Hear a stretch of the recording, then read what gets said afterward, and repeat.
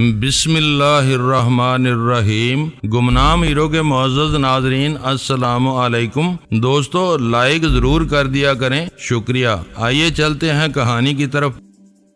تمہیں تعاون پر آمادہ کرنے کے لیے یہ تصویر دکھانی ضروری ہے، اس نے آسودگی کے ساتھ کہا۔ ہم سرکاری طور پر تمہاری حکومت سے اس گندی مافیا کے خاتمے کا مطالبہ کریں گے۔ تم ایک آزاد اور خود مختار ملک کے معاملات میں ایسی کھلی مداخلت نہیں کر سکتے۔ کل تم کہو گے کہ پولیس فورس توڑ دی جائے، پرسوں کسی اور ادارے کی باری آ سکتی ہے۔ اقوام متحدہ کے چارٹر کا مطالعہ کرو۔ کسی بھی رکن ملک کو اپنی حدود میں آئین سے ماورا کوئی غیر قانونی فورس رکھنے کی اجازت نہیں ہے۔ اس ضمن میں اس فورس کا مسلح اور غیر مسلح ہونا غیر اہم ہے، جبکہ تمہاری مافیا ایک مسلح اور بے لگام بے دردی فورس ہے۔ جب تم اتنا کچھ جانتے ہو تو یہ بھی جانتے ہوگے کہ سرکاری سطح پر قائم کیے ہوئے کسی غیر آئینی ادارے کے وجود کو ثابت کرنا اتنا آسان نہیں ہوتا۔ یہ تم کالے ایشیائیوں کی بھول ہے، گیری نے حقارت سے کہا۔ ہم اپنے دشمنوں اور دوستوں کی یکساں خبر رکھتے ہیں۔ کہیں کوئی بے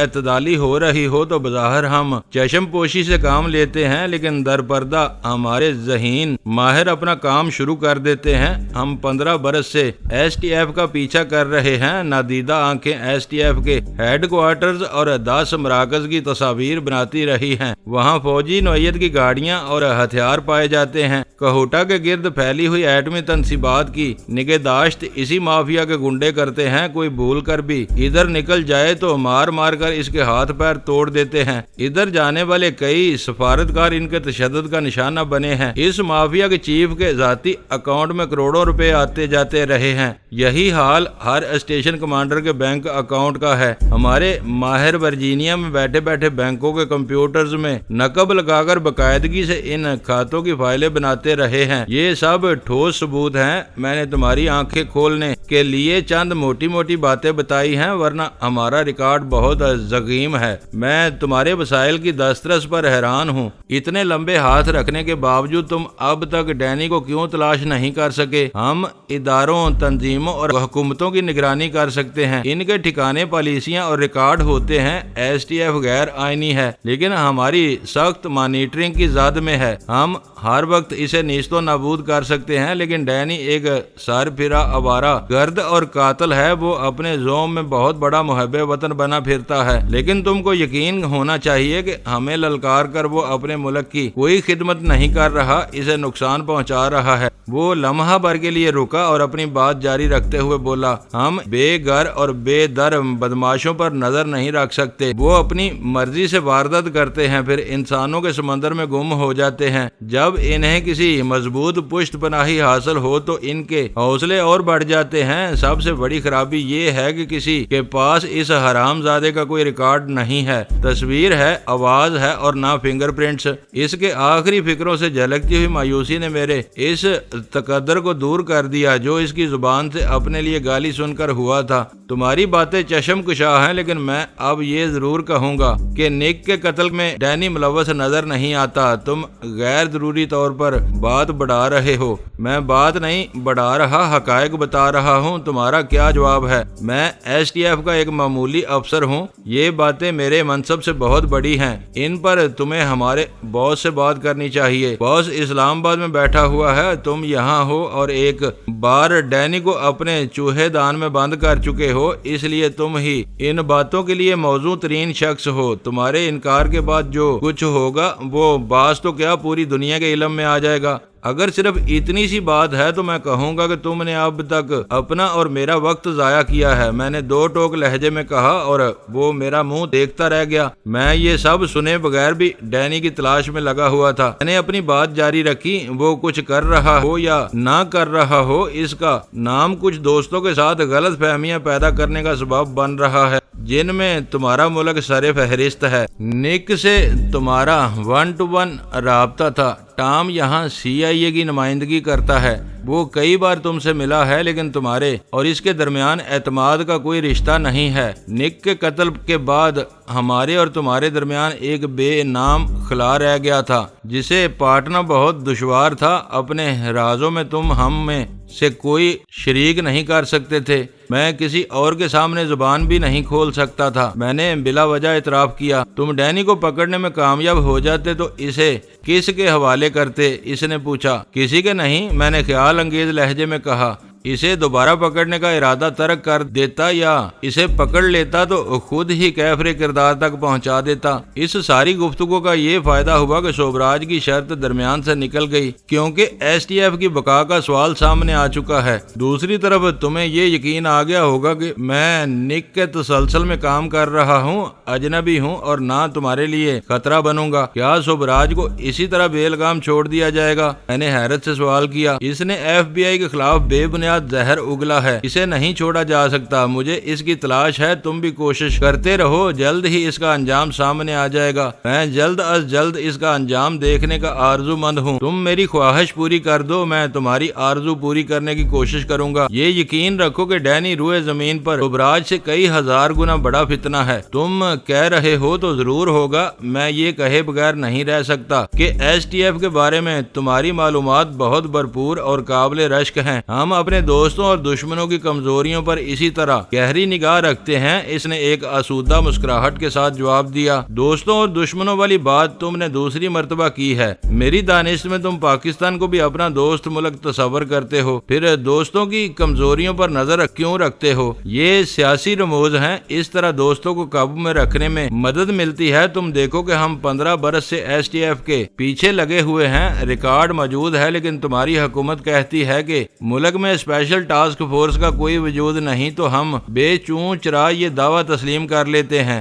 سیاست میں اسی کا نام دوستی ہے، لیکن ڈینی کے چکر میں تم حقائق سامنے لانے کا ارادہ کر چکے ہو۔ یہ ہماری مجبوری ہے۔ ہمیں یقین کی حد تک شبہ ہے کہ ڈینی کے خلاف تمہاری حکومت ہم سے بھرپور تعاون نہیں کر رہی۔ وہ کمی تم نے ذاتی طور پر پوری کر دی تو ایس ٹی ایف کا راز اسی طرح پوشیدہ رہے گا۔ ہم دوستوں کو بلا وجہ نقصان نہیں پہنچاتے۔ بہت صاف ستھری اور اصولی پالیسی ہے۔ میں نے کسی طنز یا احتجاج کے بغیر اس منافقانہ پالیسی کی تعریف کی۔ اسی پالیسی کی وجہ سے دنیا بھر میں امریکہ کی بات دھیان سے سنی جاتی ہے۔ اس کے لیے تمہارے منصوبہ ساز داد کے مستحق ہیں۔ ابھی نک کے سوگ میں 3 دن تک دفاتر بند رہیں گے۔ اسی دوران میں تمہیں اپنے رابطے کے نمبر دے دوں گا۔ مجھے جلد کوئی اچھی خبر ملنی چاہیے۔ یہ کہہ کر وہ میری گاڑی سے اترا اور اپنی کار میں بیٹھ کر روانہ ہو گیا۔ میں بھی فوری طور پر وہاں سے چل دیا۔ راستے میں گیری کی کہی ہوئی باتیں ایک ایک کر کے میرے ذہن میں گونجتی رہیں۔ اس کے ایک ایک لفظ سے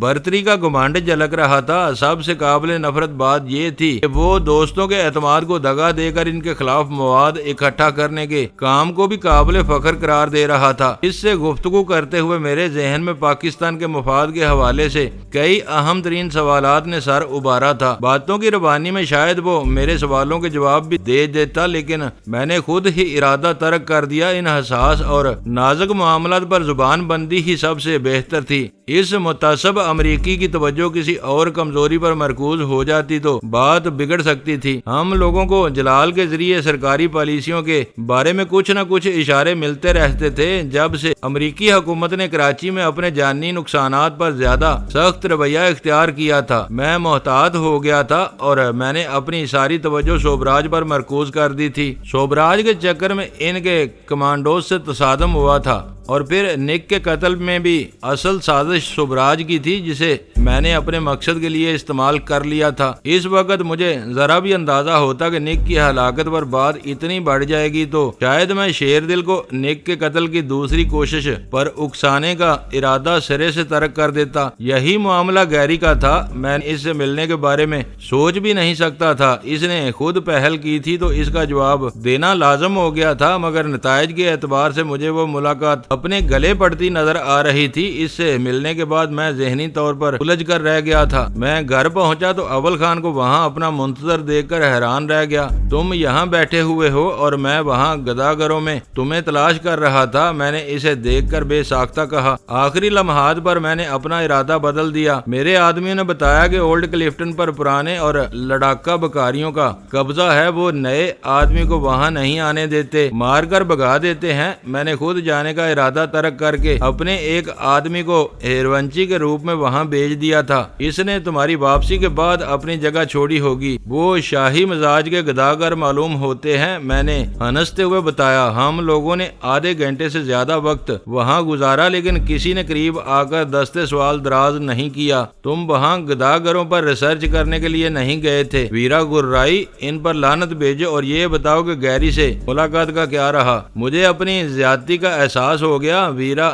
چڑھنے میں حق بجانب تھی۔ میں نے اپنی اور گیری کی گفتگو کی پوری روایت دہرا دی۔ وہ کھلی بلیک میلنگ پر اتر آیا ہے، دیکھتے ہیں کہ وہ ایس ٹی ایف کا کیا بگاڑ لیتا ہے۔ اول خان نے فکر مند ہونے کے بجائے غصے سے کہا، معلوم ہوتا ہے کہ اس وقت وہ سوبراج کا سراغ کھو چکے ہیں، اسی لیے اسے درمیان سے نکال دیا گیا ہے تاکہ ڈینی جلد از جلد ان کے ہاتھ آ سکے۔ سلطان شاہ بولا، ڈینی زندگی بھر ان کے ہاتھ نہیں آئے گا۔ ویرا حقارت امیز لہجے میں بولی، گیری یہ حسرت اپنے دل میں لے کر قبر میں چلا جائے گا۔ اب بات گیری کی نہیں رہی۔ میں نے کہا وہ سرکاری پالیسی کی بات کر رہا تھا۔ اگر یہ بات درست مان لی جائے تو ان کا سارا نزلہ ایس ٹی ایف پر گرے گا۔ یہ اس کا فریب بھی ہو سکتا ہے۔ اول خان نے تسلی دی، اتنی بڑی تبدیلیاں آسمان سے نازل نہیں ہوتی۔ امریکی حکومت نے ایسا کوئی فیصلہ کیا ہوتا تو اسلام آباد میں اس کی سونگن ضرور ہوتی جو جلال کے علم میں آ جاتی۔ اول خان کی بات اپنی جگہ پر درست تھی، لیکن اس کا دوسرا پہلو بھی تھا۔ جلال کئی روز سے مستقل طور پر کراچی میں پھنسا ہوا تھا۔ فون پر اسے اسلام آباد سے ہر چھوٹی بڑی خبر اس تفصیل سے نہیں مل سکتی تھی جس طرح شہر میں رہتے ہوئے حاصل ہو سکتی تھی۔ تمہارے اور دوسروں کے بینک اکاؤنٹس کے بارے میں اس کی باتوں میں کتنی صداقت ہے؟ میں نے جھجکتے ہوئے سوال کیا۔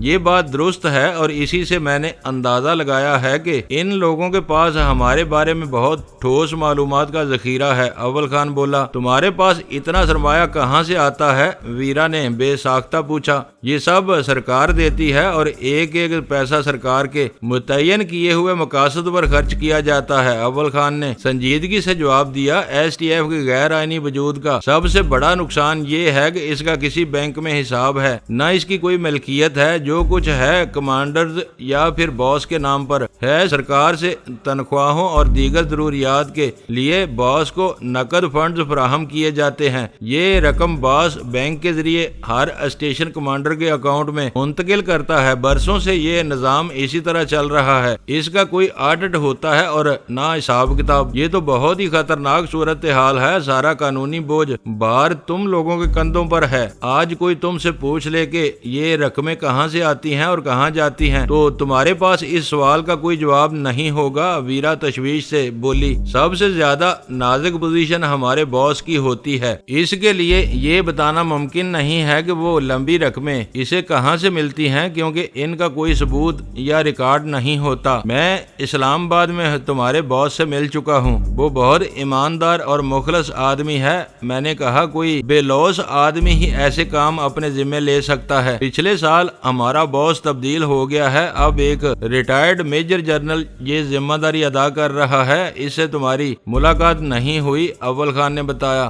وہ جو بھی ہے میرا اندازہ ہے کہ تمہاری طرح نیک نیت اور پرخلوص ہوگا۔ بگاڑ کے اس دور میں مجھے تمہاری فورس اوپر سے نیچے تک شفاف نظر آتی ہے۔ شفاف ہوتی تو گیری اس کا نام لے کر تمہیں بلیک میل نہ کرتا۔ سلطان شاہ بولا، سب کچھ مشتبہ ہے۔ ریاست اپنے مقاصد کے لیے ان لوگوں کے کندھے استعمال کر رہی ہے۔ خدا نخواستہ کبھی کوئی آڑا وقت آیا تو حکومت ہی ان لوگوں سے یہ پوچھنے پر مجبور ہو جائے گی کہ ان کے ذاتی کھاتوں میں بڑی بڑی رقوم کہاں سے آ رہی تھی۔ ایسی بدفعل منہ سے نہ نکالو، غزالہ جرجری لے کر بے ساختہ بولی۔ ان لوگوں نے ملک اور قوم کی سلامتی کے لیے اپنا سب کچھ داؤ پر لگایا ہوا ہے۔ یہ قوم کے ہیرو ہیں، ان سے کوئی کسی قسم کی باز پرس نہیں کر سکتا۔ میری دلی آرزو بھی یہی ہے، لیکن جب گیری جیسے بھیڑیے 15 سال سے کمر کس کر ان کے پیچھے لگے ہوئے ہیں تو ہر طرف سے چوکنا رہنا ضروری ہو جاتا ہے۔ سلطان شاہ بولا، ان غیر ضروری وسوسوں میں پڑھ کر اپنے ساتھ ہمیں بھی ہلکان مت کرو۔ ویرا نے سلطان شاہ کو ہلکی سی سرزنش کی۔ اس سے ملاقات کے بعد میرا ذہن معاف سا ہو گیا تھا۔ میں نے ایک گہرا سانس لے کر کہا، لیکن تم لوگوں کے درمیان آ جانے کے بعد مجھے امید کی کچھ کرنیں نظر آ رہی ہیں۔ تمہارے لیے ہم سب روشنی کے مینار ہیں۔ ویرا بولی، یہ ایک اچھی خبر ہے کہ یہاں آتے ہی تم امید سے ہو گئے ہو۔ اول خان کے ہونٹوں پر نمودار ہونے والی خفیف سی مسکراہٹ دیکھ کر میں نے ویرا کو جھڑکنے کا ارادہ ترک کر کے ہلکے پھلکے لہجے میں کہا، میں گیری کی باتوں کو واقعات کے تسلسل میں دیکھ رہا ہوں۔ ہو سکتا ہے کہ گیری کو یہاں کسی مشن پر نہ بھیجا گیا ہو، وہ نک کی جگہ لینے کے لیے پاکستان آیا ہو اور یہ بات فی الحال چھپائی جا رہی ہو۔ اس بات کا امکان ہے۔ اول خان نے میری تائید کی۔ ضرورت کے تحت کام کے آدمیوں کو ڈیپوٹیشن پر دوسرے محکموں میں بھیجنا معمول کی بات ہے۔ کل کے اجلاس میں گیری نے میرے سوال کے جواب میں خود کو FBI کے بجائے پینٹاگون کا نمائندہ ظاہر کیا تھا۔ میں نے الجھن امیز لہجے میں کہا، وہ اس کا نفسیاتی دباؤ کا حربہ بھی ہو سکتا تھا۔ ایک نیا اور بھاری نام سامنے آنے سے ہر پاکستانی افسر معروف ہو سکتا تھا۔ ویرا نے مجھے سہارا دیا۔ اس کی صحیح حیثیت کا علم ہو جائے تو کئی سوالوں کے جواب خود بخود مل جائیں گے۔ یہ مسئلہ صرف جلال حل کر سکتا ہے۔ اول خان بولا، یہ بتاؤ کہ اب اپنے مفروضے کے تحت تمہیں کیا نقشہ نظر آ رہا ہے؟ اسے نک کی مشکلات کا پورا علم ہے، میں نے کہنا شروع کیا۔ اگر وہ نک کے جانشین کی صورت میں یہاں آیا ہے تو اس نے یہاں آتے ہی فنی اور افرادی امداد کے نام پر پولیس کے اہم ترین محکمے میں اپنے آدمی داخل کرنے کی کوشش کی جو ناکام ہو گئی۔ وہ آج بھی برہم تھا کہ یہاں ڈینی کی تلاش میں روڑے اٹکائے جا رہے ہیں۔ اب اس نے میرے اوپر دباؤ ڈالنے کا دوسرا حربہ استعمال کیا ہے۔ اب مجھے یوں محسوس ہو رہا ہے جیسے وہ ایک سوچی سمجھی حکمت عملی پر چل رہا ہے اور غیر مشروط طور پر مجھے یعنی ڈینی کو حاصل کرنا چاہتا ہے۔ تمہارے نئے نظریے کی کچھ نہ کچھ وجوہ بھی ہوں گی، ویرا نے پوچھا۔ دو باتیں بہت اہم ہیں۔ وہ نک کی کارکردگی کی ساری جزیات سے اس طرح واقف تھا جیسے نک براہ راست اسی کو رپورٹ کرتا رہا ہو۔ دوسری بات یہ ہے کہ اس نے ڈینی کے بارے میں وقت کا کوئی تعین نہیں کیا۔ وہ جانتا ہے کہ کام بہت مشکل ہے۔ یہ بھی تو ہو سکتا ہے کہ CIA کا کوئی شعبہ براہ راست پینٹاگون کے لیے کام کر رہا ہو اور نک کا تعلق اسی شعبے سے ہو۔ سلطان شاہ کو ایک نیا خیال سوجا۔ پھر تم ایڈی کو کس خانے میں فٹ کرو گے جو چند روز پہلے نئی دہلی جاتے ہوئے چند گھنٹوں کے لیے یہاں رک کر بی گن دینے کے بہانے ڈینی سے ملا تھا؟ اول خان نے اس سے ایک ٹیڑھا اور تیکھا سوال کر ڈالا۔ یہ سوال یوں ہی نکلتے چلے آئیں گے، میں نے کہا۔ یہ ان کے اندر کے مسائل ہیں۔ کون کس کے لیے کام کر رہا ہے، ان سب کا مقصد ایک ہی ہے۔ وہ مجھ تک پہنچنا چاہتے ہیں۔ اس وقت میرے ذکر میں ویرا کا نام دب گیا ہے، لیکن یہ بھی ان کے نشانے پر ہے۔ وہ جس کے پیچھے لگ جائیں اس کو دوسری دنیا میں پہنچا کر رہتے ہیں۔ ان کے کینہ پروری کی تازہ ترین مثال سوبراج کی صورت میں ہمارے سامنے ہے۔ اگر یہی قصہ ہے تو ہمیں گیری کی دھمکیوں سے خوفزدہ ہونے کی ضرورت نہیں ہے۔ ویرا نے اپنا فیصلہ صادر کر دیا۔ میں منطقی طور پر یہی کہنے جا رہا تھا۔ میں نے اس سے اتفاق کیا۔ ان کے پاس STF کے بارے میں حساس ترین معلومات ضرور موجود ہیں، مگر امریکی حکومت فی الحال انہیں استعمال کرنے کا کوئی ارادہ نہیں رکھتی۔ گیری نے اپنے طور پر چالاکی سے میرے اوپر یہ کارڈ کھیلنے کی کوشش کی ہے۔ اس نے وقت کا بھی کوئی تعین نہیں کیا، ویرا بولی۔ تم نک کی طرح کچھ دنوں تک اسے بھی بہلاتے رہو، آخر کار ایک دن اس کا بھی وقت پورا ہو جائے گا۔ یہ خیال ذہن سے نکال دو۔ گیری کی زبانی ہمیں یہ معلوم ہو چکا ہے کہ وہ ہماری کمزوریوں سے کس حد تک واقف ہیں۔ ان کے آدمی پے در پہ مرتے رہے تو زچ آ کر وہ STF کو اپنے انتقام کا کھلا نشانہ بنا لیں گے۔ ہماری قومی ضروریات ایسے کسی نقصان کی متحمل نہیں ہو سکتی، اول خان نے ویرا کو سمجھایا۔ ویرا ہنس پڑی۔ میرا یہ مطلب نہیں تھا، میں اس کے تبادلے کی بات کر رہی تھی۔ اول خان نے کچھ کہنے کا ارادہ کیا ہی تھا کہ اس کے فون کی گھنٹی بجنے لگی۔ ان دنوں وہ اپنے آدمیوں سے رابطے کے لیے وائرلیس سیٹ وغیرہ کے بجائے موبائل فون پر زیادہ انحصار کرنے لگا تھا، جو استعمال میں بہت آسان تھا۔ موبائل فون فون کی افادیت اپنی جگہ پر تھی، لیکن طویل، مسلسل اور ایک سے زائد رابطوں کے لیے آپریٹرز ہی سب سے بہتر تھے۔ کسی بھی مہم پر ایک سے زائد افراد سے رابطہ برقرار رکھنے کے لیے اول خان اپنے آپریٹرز کو ترجیح دیتا تھا۔ وہ کال اس کے کسی آدمی کی طرف سے آئی تھی۔ اس سے گفتگو کر کے اول خان مسرت امیز لہجے میں اعلان کیا کہ شوبراج نے دوسرا دھماکہ بھی کر دیا تھا۔ دھماکے کی نوعیت کی وضاحت کے بغیر اس کا وہ اعلان تشنا تھا۔ سب کی مستصفرانہ نگاہیں اس کی طرف اٹھ گئیں۔ شاید شوبراج کو یہ بات گراں گزری ہے کہ امریکیوں نے شیر دل کی موت کو بنیاد بنا کر نک کے قتل کا کریڈٹ تمہیں دینے کی کوشش کی ہے۔ اول خان نے کہا، ہماری یہ رائے الہامی نہیں ہو سکتی، اس کا کوئی نہ کوئی باب ضرور ہوگا۔ اسے خاموش پا کر میں نے رسانیت سے لقمہ دیا۔ آج صبح اس نے پھر شام کے ایک ممتاز اخبار کے دفتر فون کیا تھا۔ اول خان بتانے لگا، اپنے روایتی ہذیان کے بعد اس نے کہا کہ امریکی عقل کے اندھے ہیں یا اپنی خجالت مٹانے کے لیے نک کے قتل کا صحرا زبردستی ڈینی کے سر منڈ رہے ہیں۔ شیر دل اس کا آدمی تھا اور اسی نے نک کو مروایا تھا۔ یہ اس کی بد نصیبی تھی کہ ڈینی نے اس کو مار ڈالا، کیونکہ ڈینی سے اس کی یعنی شوبراج کی دشمنی چل رہی ہے۔ اس نے یہ عزم ظاہر کیا ہے کہ نک کی طرح وہ ڈینی کو بھی بہت جلد جہنم واصل کر دے گا۔ اس سے ٹکرانے والا کوئی شخص زندہ نہیں بچے گا۔ تمہارے آدمی کو یہ خبر کہاں سے مل گئی؟ ویرا نے پوچھا۔ شام کے ایک اخبار نے یہی شے سرخی لگائی ہے۔ مجھے اسٹیشن 4 کے ریڈیو روم سے یہ اطلاع دی گئی ہے۔ ان کو فیلڈ اسٹاف سے اس خبر کے بارے میں کئی پیغام مل چکے ہیں۔ شوبراج نے زبردست کام دکھایا ہے۔ سلطان شاہ نے اپنی خوشی کا اظہار کیا۔ اب ہر بات آئینے کی طرح صاف ہو گئی۔ گیری کے پورے کیمپ کے ارمانوں پر اوس پڑ جائے گی اور وہ تمہارے خلاف مزید کوئی الزام تراشی نہیں کر سکیں گے۔ وہ ہٹ درم ہیں۔ صبح کے فون کو فراڈ کہہ رہے تھے، اب شوبراج کی دوسری فون کال کو ماننے سے انکار کر دیں گے۔ وہ ہاتھ دھو کر ان کے پیچھے پڑے ہوئے ہیں۔ پتہ نہیں دشمنی کا یہ سلسلہ کہاں ختم ہوگا۔ غزالہ کو خوشی کے ساتھ تشویش بھی تھی۔ تم کو فکر مند ہونے کی ضرورت نہیں، اول خان نے اسے دلاسا دیا۔ ڈینی کا بال بھی بیکا نہیں ہوگا، سب کچھ یوں ہی چلتا رہے گا۔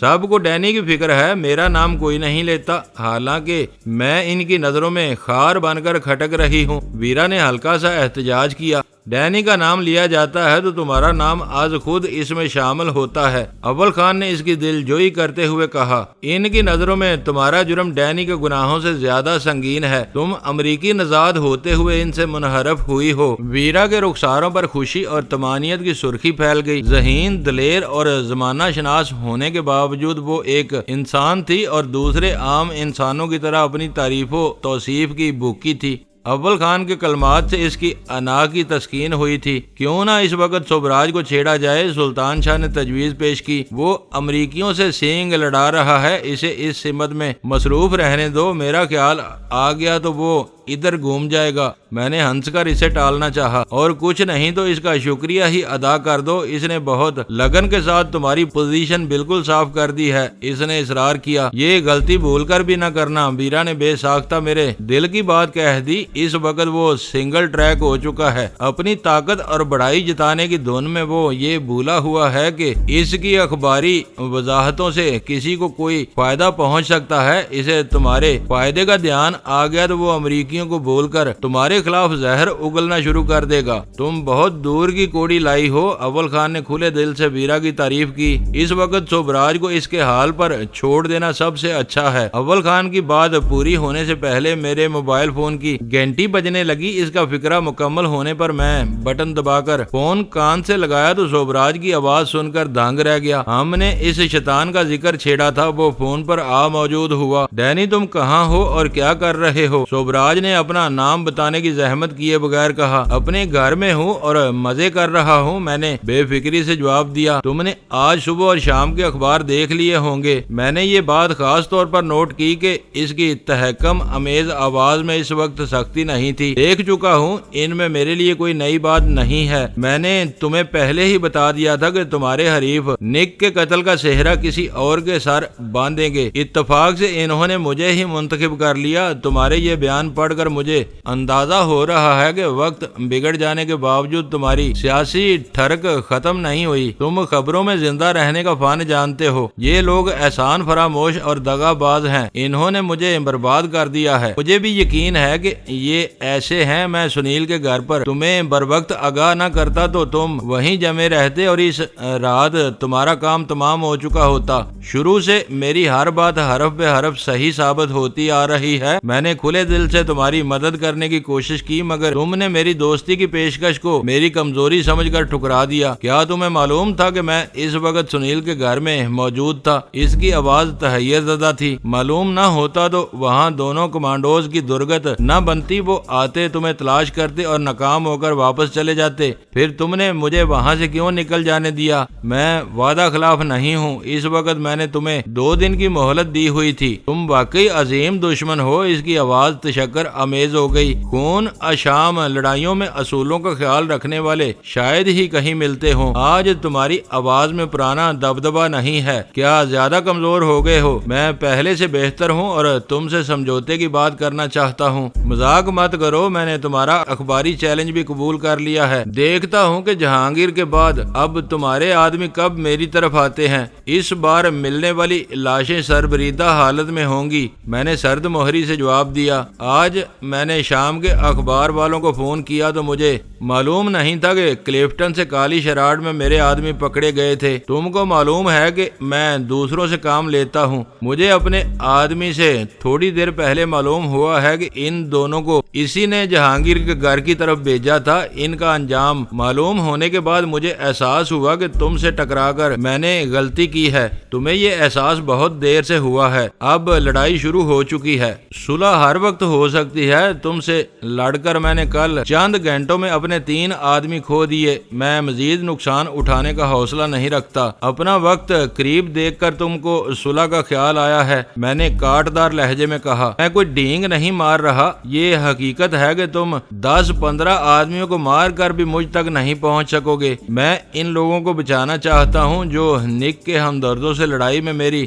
دست و بازو بن سکتے ہیں۔ یہ میرا وعدہ ہے کہ اب جہانگیر کی طرف کوئی نہیں جائے گا۔ مجھے تمہاری یقین دہانی کی ضرورت نہیں۔ تم جب اور جسے چاہو بھیج دو، مگر اس کے لیے پہلے سے قبر ضرور تیار کرا لینا۔ میں اپنے دشمنوں پر رحم کرنے کا عادی نہیں ہوں، میں نے صفاقانہ لہجے میں کہا۔ میں نے ابھی تک صرف شیر دل کو مارا ہے۔ باقی 2 آدمی خود موت مانگنے آئے تھے، کوئی اور آیا تو وہ بھی مایوس نہیں لوٹے گا۔ تم بڑے ظرف کے معلوم ہوتے ہو، ایسی ڈراؤنی باتیں نہ کرو۔ میں نے اس کی بات درمیان سے اڑا دی۔ تم بھی ایک بلند پایا قومی لیڈر رہ چکے ہو، خود کو اتنا نیچے نہ گراؤ۔ اگر مجھ سے کوئی سمجھوتا کرنے کے بارے میں سنجیدہ ہو تو سامنے آ کر بات کرو۔ میں فون پر تم کو کوئی رعایت نہیں دوں گا۔ تم سمجھتے کیوں نہیں کہ اس وقت خونی کتے میری بو پر لگے ہوئے ہیں؟ میں بہتر ضرور ہوں، مگر اب بھی زخم تازہ ہیں۔ میں تم تک پہنچنے کا خطرہ مول نہیں لے سکتا۔ نہ لو، مجھے اپنا ٹھکانہ بتا دو، میں وہاں پہنچ جاؤں گا۔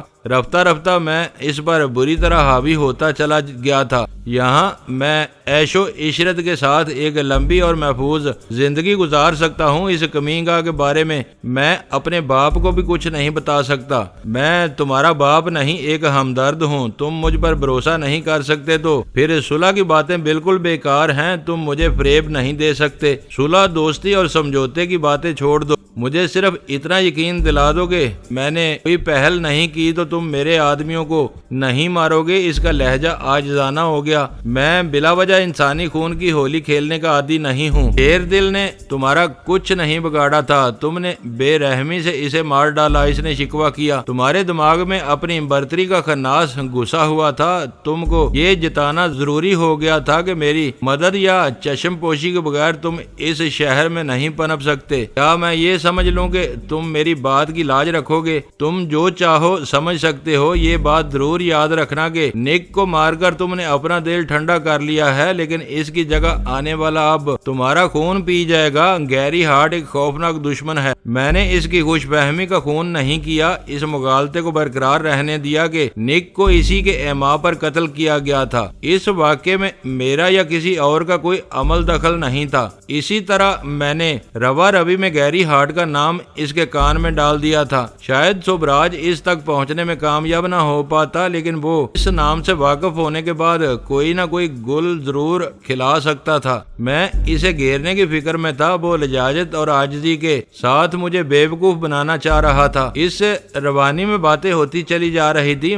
مجھے خیال آیا کہ مکالمات کی تیزی میں نے ایک پہلو کو یکسر نظر انداز کر دیا تھا۔ وہ میرے خون کی ایک بوند بھی نہیں بہا سکیں گے۔ اس سے پہلے میں گیری کو مروا دوں گا۔ جب انہوں نے میری زندگی تباہ کی ہے تو مجھے بھی ان کی زندگیاں تباہ کرنے کا پورا حق حاصل ہے۔ اس بارے میں تم کہیں میرا ہاتھ نہیں روکو گے، وہ کہہ رہا تھا۔ تم کو یاد ہے کہ میں نے کس بنیاد پر تم کو بینکاک سے واپسی پر 2 روز کی مہلت دی تھی؟ میں نے اس کی بات کو نظر انداز کر کے چبھتے ہوئے لہجے میں پوچھا۔ اچھی طرح یاد ہے، اور یہ بھی یاد ہے کہ تم نے کہا تھا کہ FBI اور راہ والے آسانی سے میرا پیچھا نہیں چھوڑیں گے۔ مجھے خوش فہمی تھی کہ میں انہیں سنبھال لوں گا۔ خیر میں سنبھال بھی لیتا، لیکن نک نے اچانک ویرا کے حوالے سے مجھ پر غداری کا الزام لگا دیا۔ میرے سارے خواب ریزہ ریزہ ہو کر بکھر گئے۔ تمہارا حافظہ بہت اچھا ہے، یہ یاد رکھنا کہ میں شہر میں دہشت گردی برداشت نہیں کروں گا۔ میں نے اس کی چاپلوسی سے فائدہ اٹھا کر اسے دمکایا۔